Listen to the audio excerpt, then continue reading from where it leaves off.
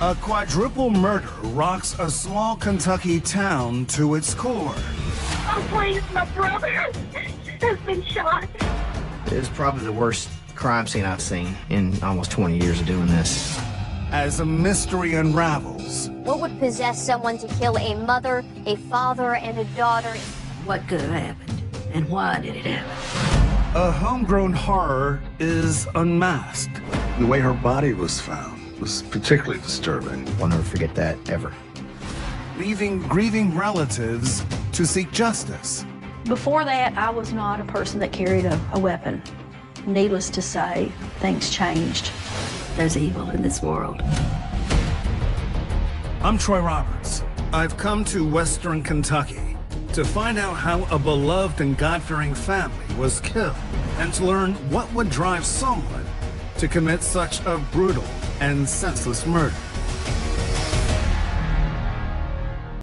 Are the rolling farms, the tobacco barns, and the mom and pop shops? It's a bit like driving into America's past. Cadiz is just a really neat little town. It has beautiful streets, it has old historic homes. The people are very proud of their contributions to the history of Western Kentucky.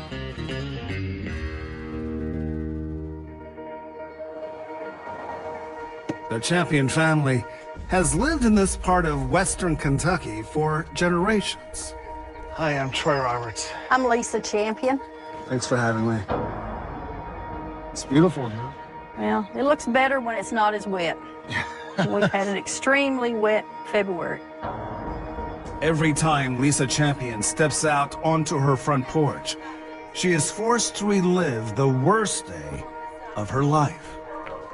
I know your loved ones are in your heart every day, but when you walk outside your home and you see this reminder across the street where your loved ones were brutally murdered, how do you get past that? It's very difficult. I harbor a lot of anger, much anger, but there's some days where I'll just break down crying, just wailing.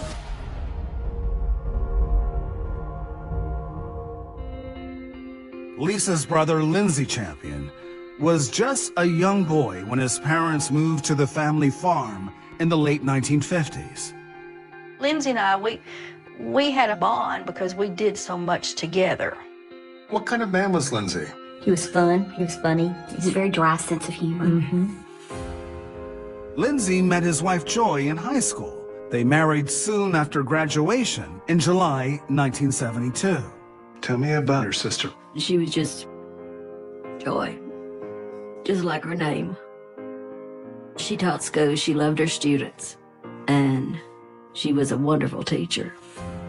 While Joy was in the classroom, Lindsey worked as the director of a farmers' credit union and was an elder at the family's church. He was devoted to Joy and his family. I never heard him say a bad word about anybody. Good, God-fearing people. But despite the couple's happy marriage, there was something missing in Joy's life. So she had several miscarriages. Yes, she lost a couple of babies, and it was hard. They wanted a child. So after years of trying and failing to have a baby on their own, Joy and Lindsey decided to adopt. Tell me about the arrival of Ryan. He was born in September of 1978, and they adopted him around December or January. They must have been elated. Yes, yes. And it was just like he was their own child. Lindsey and Joy doted on their son. Then, when Ryan was 5 years old, a miracle happened. Joy was able to conceive and able to carry up until full term. And Emily was born April 29th, 1983. Joy and Lindsey loved their two children and treated them equally. But like many siblings, Emily and Ryan didn't always get along perfectly. We did begin to notice that whenever Emily would get attention, then he would do whatever he had to do to get the attention away from her. That's a sibling rivalry, perhaps. Perhaps so, yes. As the years went by, Emily and Ryan took very different paths. You know, Emily knew from an early age what she wanted to do, and she set her sail and she accomplished what she wanted to do. But Ryan didn't seem to possess his sister's ambition. He was bright, as bright as Emily. He just didn't apply himself. Where Emily set goals and worked and studied, he didn't want to do that. In search of a purpose, Ryan joined the Army in his mid-20s. You know, his parents supported him and they had good expectations for him, you know, and they thought the military would be a good fit for him. After almost 8 years in the military, Ryan was discharged. Now in his 30s, he moved back to Western Kentucky to the nearby city of Oak Grove. Meanwhile, after graduating from Auburn University, Emily, now 31 years old, had moved further south to Louisiana to work as a horse veterinarian at a racetrack. And Joy and Lindsey, now retired in their 60s, were enjoying their golden years. In late October 2014, Emily Champion came home to spend time with her parents. Saturday, October 25th, was a busy day for the family.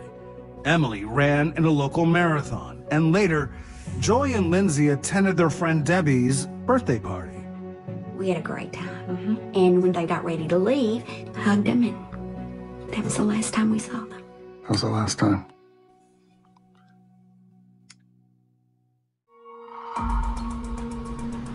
The next morning started off just like any other Sunday.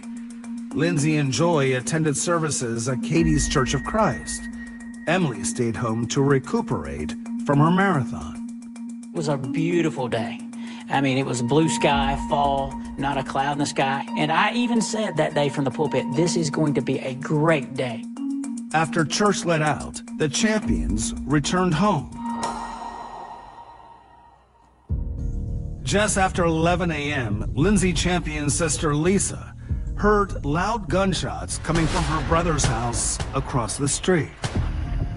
I just thought it was very unusual that time of day, and I got up and went down to the bedroom, and I heard something at my door, and it was, "Lisa, Lisa." So I come down to the hallway, and there he is at my front door. Your nephew. Right, and he's got the pistol in his hand. His wrists were taped with just a small amount of duct tape around his wrist, and he's saying, "Call 911." Hey, ma'am, what's your emergency? My nephew, Ryan Champion, just came to my door, and his wrists have been tied with duct tape, and I haven't been able to find out what's wrong. He doesn't appear to be injured, but I don't know what's happened.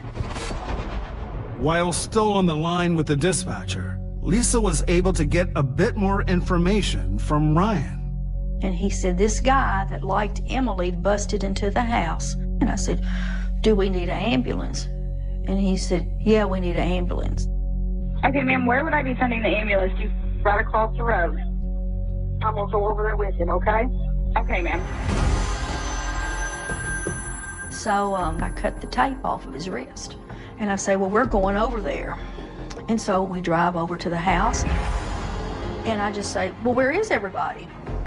And he just says, "They're in there." And I said, "What do you mean they're in there?" And he said, "You don't want to go in there."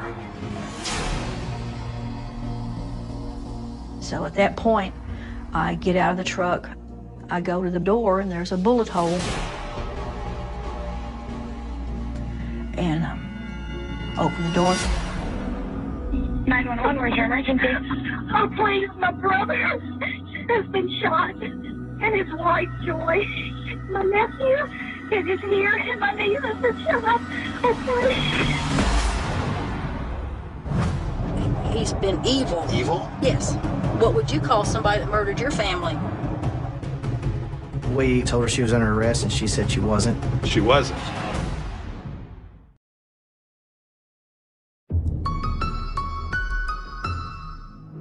Oh, please, my brother has been shot, and his wife, Joy. My nephew is here, and my niece has been shot. Oh, please. Lisa Champion had just discovered the bodies of her brother, sister-in-law, and niece gunned down in their home. Only her nephew Ryan had managed to escape. Emergency responders are arriving now, and so from there, they pretty much took over. Former Trigg County Sheriff Ray Burnham was one of the first responders on the scene. So, were you familiar with the name Champion when you got here? Yes, sir, I was. She was my elementary school teacher. Really, Joy was? Mm-hmm. That's been horrific for you. It was Champion. I said I wouldn't do this. Miss Champion, she was beloved by everybody.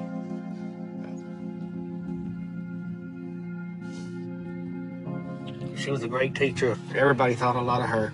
Mr. Champion, I knew him. I did not know him as well. And Emily, I knew her, but did not know her as well. Still to this day, it's raw. It's the first time back since that day. In need of additional assistance, the sheriff's office called in the Kentucky State Police to help with the investigation. It was probably the worst crime scene I've seen in almost 20 years of doing this. It was an indoor-outdoor scene, and outside was the father. He had obvious gunshot wounds to his head. He was out on a concrete landing off the side of the house. And once you went inside, what'd you see? Saw a girl around the other side of the wall that was duct taped up over her face, from her nose to the bottom of her chin, duct tape, probably 7 or 8 times around.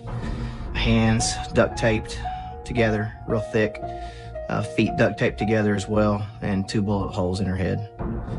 That was Emily? That was Emily, yes, sir. And then Joy, where she was shot, was the front of her face, and she was laying slumped over face down. In addition to the 3 members of the Champion family, police also discovered a 4th body inside the house, an unidentified male. I was thinking, who would do this? Who would come in there and do this to this family, and who was the guy laying on the floor? In search of answers, Sergeant Miller went back outside to speak with the tragedy's sole survivor. Ryan said he had been at his parents' home with his sister when suddenly they heard someone enter the house. Ryan said that he and Emily were in the living room, and he heard somebody come in, and they both thought that it was their parents home early from church. But it wasn't Lindsey and Joy. It was a man Ryan recognized. His name was Vito Riservato. Vito came all the way, and he had a handgun and a roll of duct tape, one in each hand. Ryan didn't seem to know much about Vito, only that they had met just days earlier, and Vito had quickly become obsessed with his sister Emily. According to Ryan, Vito put the gun on Ryan and said, "If you do something stupid, I'm going to hurt your sister." And he said that Vito taped him up and told him, "Don't move, don't do anything stupid. I'm not going to hurt anybody." And then taped up Emily. The parents arrive at the house, and what happens next? Vito took off running. He went out the side door. A moment later, Ryan said he heard gunshots outside. And what happened next? Vito came running back and ran past Ryan, and he said he immediately put the gun on Emily and shot twice. Still bound to the chair, Emily Champion was executed with 2 gunshots to her head. Ryan said that's when Vito turned the gun on him. And that's when Ryan made his move and fight the gun away from him and shoot him 1 time in the head. And he said it was over with at that point. What Ryan couldn't explain was Vito's motive. What reason could Vito have had to kill the Champion family? As Ryan recounted his ordeal, word of the murders began to spread around the small, close-knit town. Friends and family were already rushing to the scene. When we got there was yellow tape and police, and Lisa told me that Joy and Lindsey was dead, that they'd been shot. And I remember screaming. And a few minutes later, I said, "Where's Emily?" And she said, she's there too. And then I said, where's Ryan? And she said, he's in the ambulance over there. I said, is he hurt? And she said, no. And that was all the details I knew at that time. So what was your gut telling you? I was in shock. I just couldn't think beyond that they were gone, and I just couldn't believe it. You know, what could have happened? And why did it happen? That was exactly what investigators wanted to find out. Did the champions have any known enemies? None. I never could find anybody to ever say a bad thing about them. Just good people. As members of the community rallied around Ryan, investigators determined that the alleged shooter, Vito Riservato, was a 22-year-old local. He had this ID on his person, and you'll notice he has got a very distinct birthmark on his face, and so they were able to identify him. Vito Riservato? Yes. Who was he? Can't really tell you a whole lot about Vito's background. I know he had a young child. When this happened, friends and people who knew of Vito were shocked that he was engaged in this kind of behavior. Any criminal past? No criminal past. Investigators wondered, why would a young man with no record suddenly snap and kill an entire family? They also had a long list of questions for the one person who managed to escape the scene completely unharmed. Why is he not injured? Why does he not have any marks on him at all? How is that possible?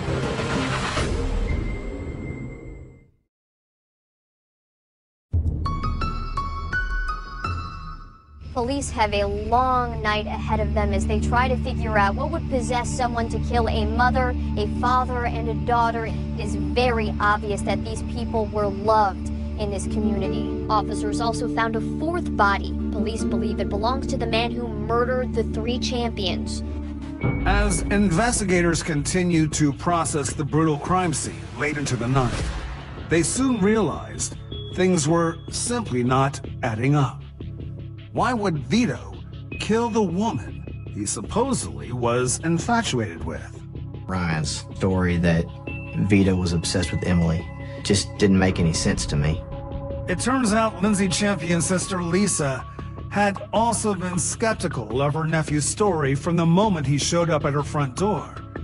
She especially had trouble believing that the alleged killer, Vito Riservato, had become instantly obsessed with her niece. Emily is a little bit too much like me. She's not somebody that you would warm up to quickly. She was a wonderful young lady, but I thought, I can't believe that somebody falls head over heels in love with her automatically and is just infatuated with her. So infatuated that they resort to doing something as drastic as what he did. And I thought, this just doesn't make sense. So why was Vito at the house that day? Police needed to investigate further. As they continued speaking to the survivor, they were eager to learn more about the relationship between Vito and Emily. As it turned out, Vito had recently worked for Ryan. Ryan did odd jobs. He did construction work and remodeled bathrooms and stuff like that. So he said he had hired Vito because Vito was down on his luck, needed some money, and he was going to hire Vito to help him work. According to Ryan's initial story, he met Vito just days earlier on Thursday, October 23rd. He brought Vito over to his parents' home to help gather some tools, and it was then that Vito first met Emily Champion. Ryan said while they were there, Emily was there too, and Vito became fixated on Emily. So much so that Ryan was scared for Emily. Ryan told detectives that Vito began making inappropriate comments about Emily, comments that made him feel so uncomfortable that he ended their short-lived partnership that very same day. And while investigators tried to corroborate this story, Ryan was talking to the media. Is that cat okay the way it is? The day after the shootings, Ryan appeared on the local news. I mean, this has been a horrific 24 hours. How are you personally holding up? You seem remarkably composed. To be honest, I really don't know yet, really, how to feel about any of it. It was horrible. I mean, none of us expected to see back at the scene.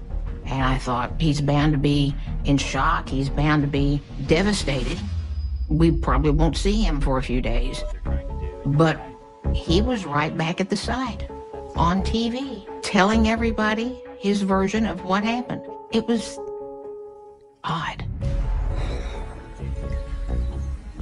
My parents were unbelievably good people. Unbelievably good people. Over the next few days, Ryan would continue telling his story to the press. Meanwhile, detectives spoke with Vito Riservato's roommates, and they revealed some startling new information. What did Vito's roommates tell you? Vito's roommates said that Vito had been down on his luck for money, and all of a sudden they said one day he seemed happy. And they said, you know, what's gotten into you? And they said, somebody's hired me. I've got a job to do. You know, my baby will be taken care of and I'll be taken care of. According to Vito's roommates, this mysterious new job was going to pay Vito $30,000. So we dug in further, and he had told his roommates that a boy named Ryan had hired him to kill 3 people. Did Vito's roommates take his story seriously? Not really. Not really. They thought he was just full of it and just talking out of his head, really. If the roommate's story was true, it could help explain why Ryan was uninjured on that fateful day. But could Lindsey and Joy Champion's only son really have wanted his loving family killed? And if so, why? To get to the bottom of it all, Sergeant Miller brought Ryan back to the scene of the crime. We had about a 2.5-hour reenactment that we did at the scene. We called Ryan out there, and there was nothing believable that he said that matched logic. Ryan's contention was that he had to fight Vito for the handgun after Vito had shot the mother, the father, and Emily. And he was so unbelievable, he said that when Vito ran past him to shoot Emily, Vito looked at Ryan and said, "Excuse me." He said, "Excuse me." He said, "Excuse me." And I just don't, that's just unbelievable. Didn't happen. The investigation did show that they were romantically involved, and it was apparent that she actively participated in the planning of these murders.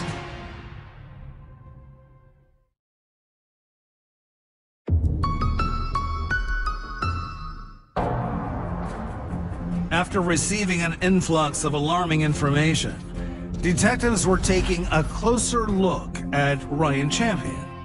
So 3 days after the murders, they had him reenact the crime the way he claimed it had gone down. Ryan's contention was that he had to fight Vito for the handgun after Vito had shot the mother, the father, and Emily. He said that's when he came to me and put the gun in my face and realized that the gun had run dry.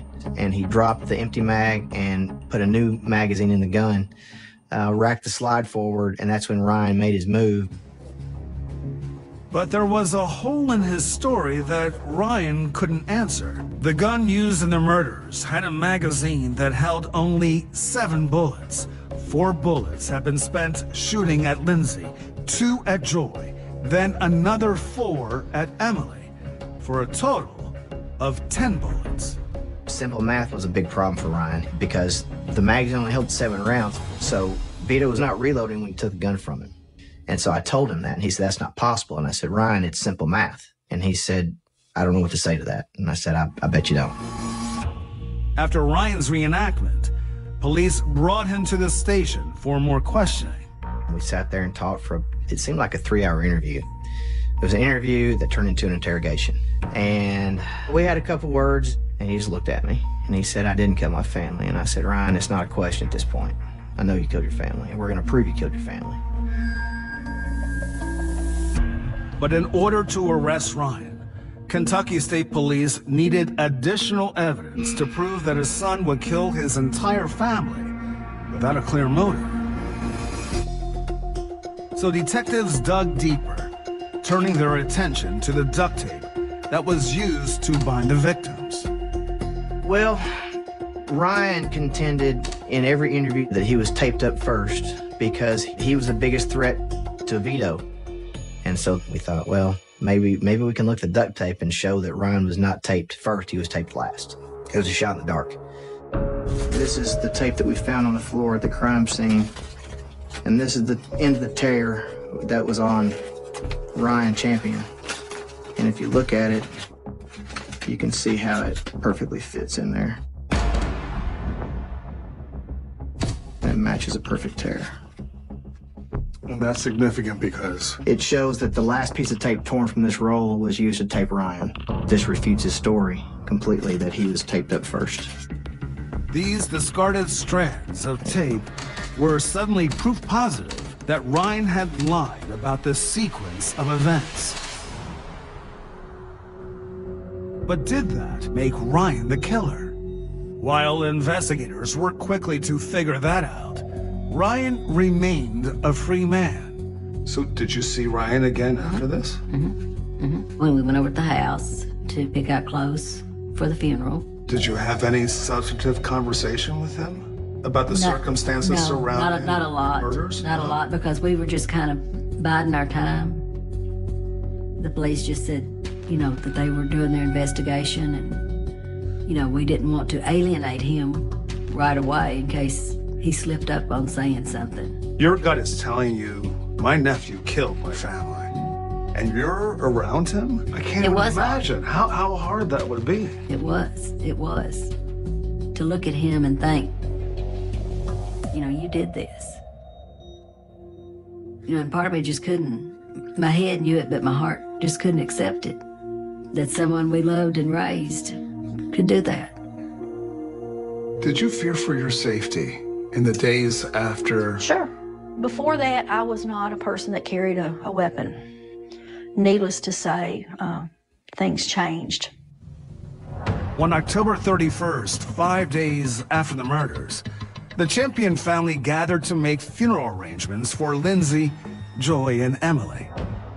We had to go to the funeral home, and it was discussed with the funeral home director. We were concerned about the safety of everybody because he was still on the loose.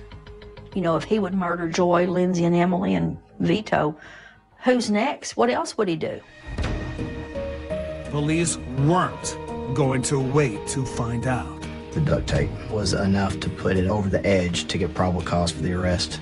And so we see him, and we tell him he's under arrest, and he acted shocked, and he went away with us. He was charged with the murder of Emily Champion, Lindsey Champion, Joy Champion, and Vito Riservato. He was also charged with kidnapping, and that applied to his sister, Emily Champion, because she was bound heavily with duct tape. What was your reaction when you learned that Ryan was finally arrested? It was inappropriate behavior for in a funeral home, but I'm in the back of the parlor, and I'm trying to get everybody's attention, and I'm saying, they got him, they got him, they got him. And it was like a charismatic church service is what I felt like, you know, because everybody's rejoicing. Thank God. Thank God. Not only is he being arrested for what he's done, but we're not going to have to deal with him. We can grieve without him being there pretending that he cared. With Ryan behind bars awaiting trial, the Champions were at last able to lay their loved ones to rest. But the case was far from over. Police still wondered what possible motive Ryan could have had to kill his family, and why did his would-be accomplice, Vito Riservato, end up dead beside them? Video evidence from a local Waffle House was about to provide some startling answers.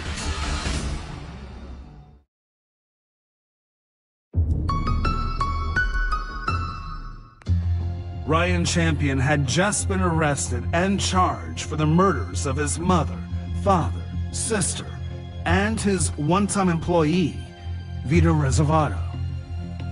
But investigators still didn't understand what role 22-year-old Vito played in the murders until an unexpected tip came in from a few towns over. We got a phone call from a gentleman that frequents the Waffle House in the neighboring town of Oak Grove. And this gentleman said that he knew the Champion family, and he thought that he saw Ryan and Vito and some woman that he didn't know who she was at the Waffle House a few days before the murders happened, eating together. So we thought, let's go check it out. There, on the Waffle House security video, were Ryan and Vito. Here they come right here. This was 5 days. 5 days before. Yes, sir. At this time, Ryan Champion was only claiming to have known Vito Riservato since Thursday, and the murders happened on a Sunday. So obviously, he had known Vito longer than what he indicated to the police.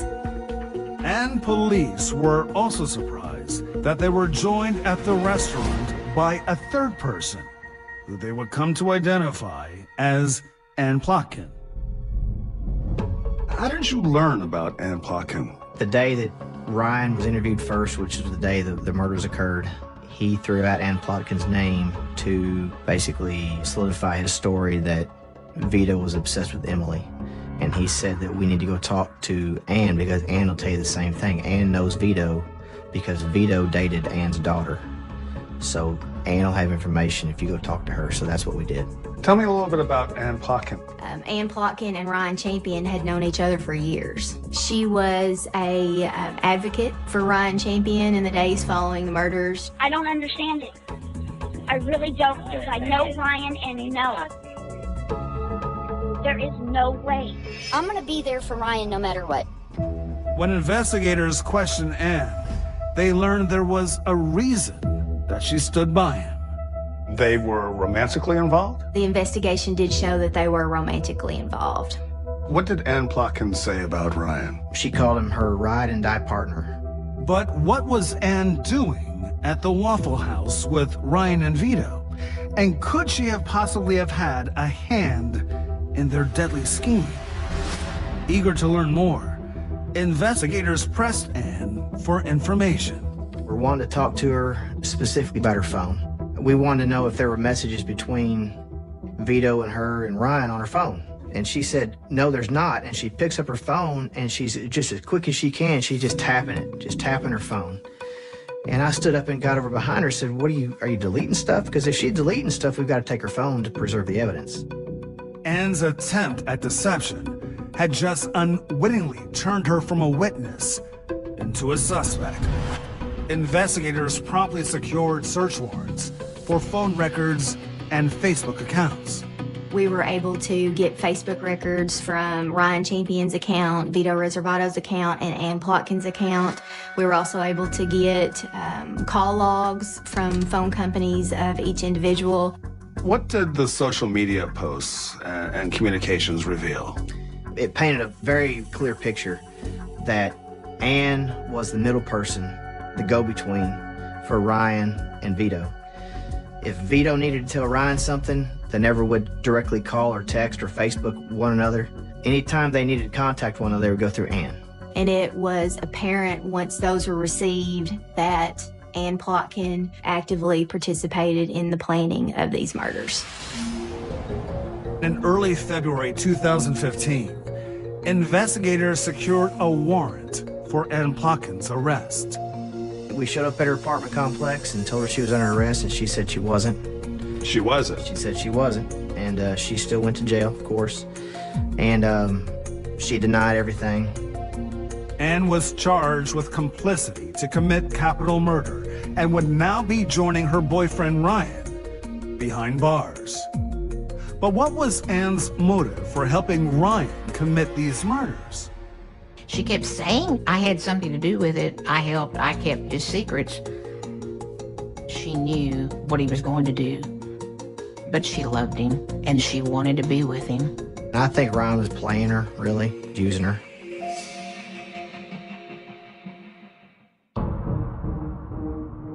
As as for Vito Riservato, the man who was both accomplice and victim, his motive, too, was plain to see. Vito had bills to pay and a family to take care of.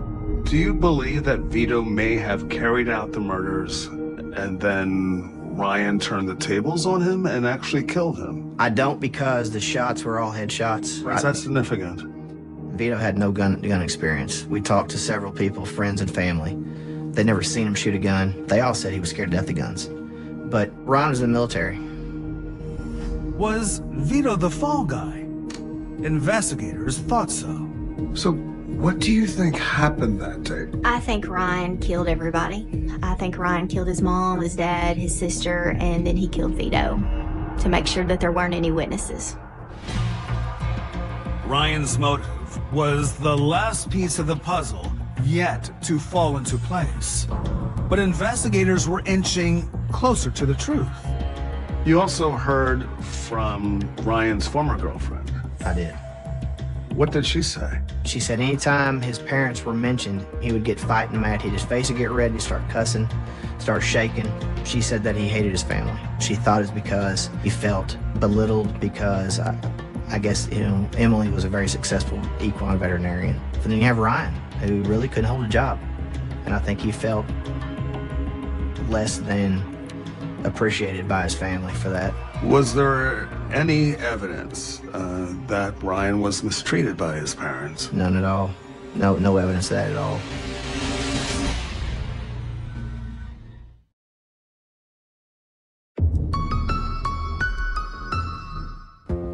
Investigators were confident that they had built an airtight case against Ryan Champion for the murders of his family and Vito Riservato.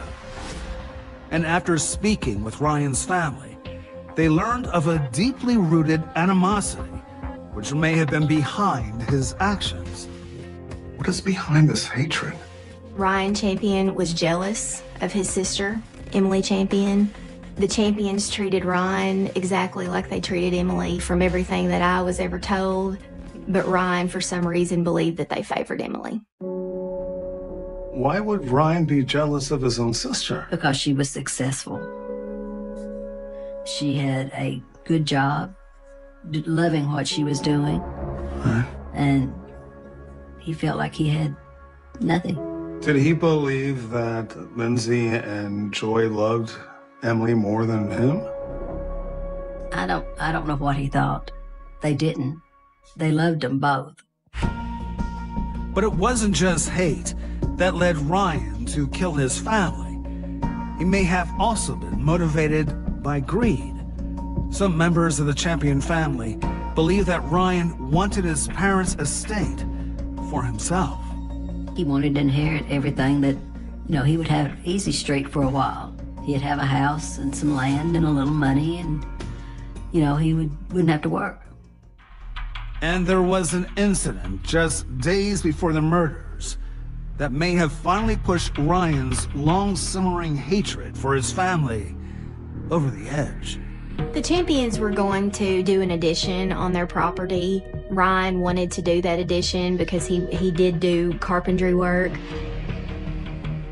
Lindsey and Joy did not hire Ryan to Absolutely not. Why? That was way beyond his capabilities. Did that anger Ryan?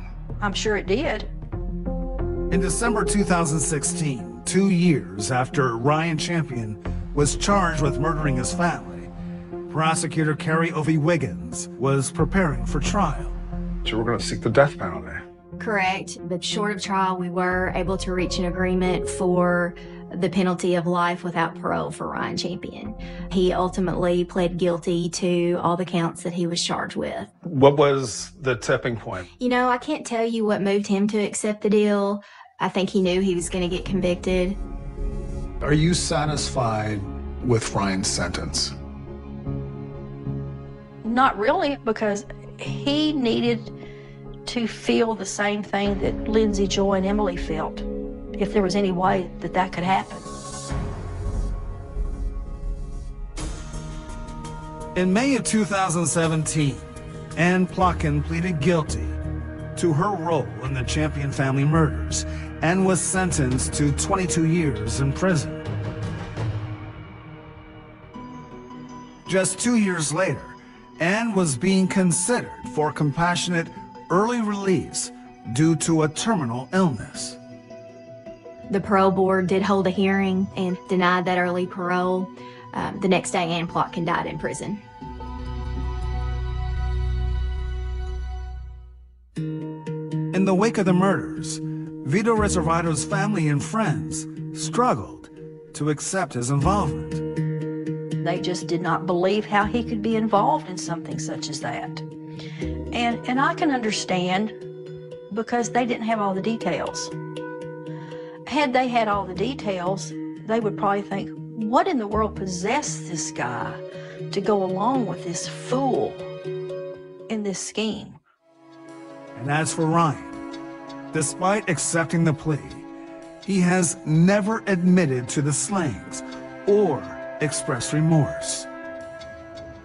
I have a hard time even referring to Ryan by his name. So he's been evil for the past 4 years. You call Ryan evil? Yes. What would you call somebody that murdered your family? I just feel like that the devil just crawled up in his body and just took control of him. He's just pure evil. The cemetery is right up here on the right. Have you been there? No. Did you want to circle through? Sure.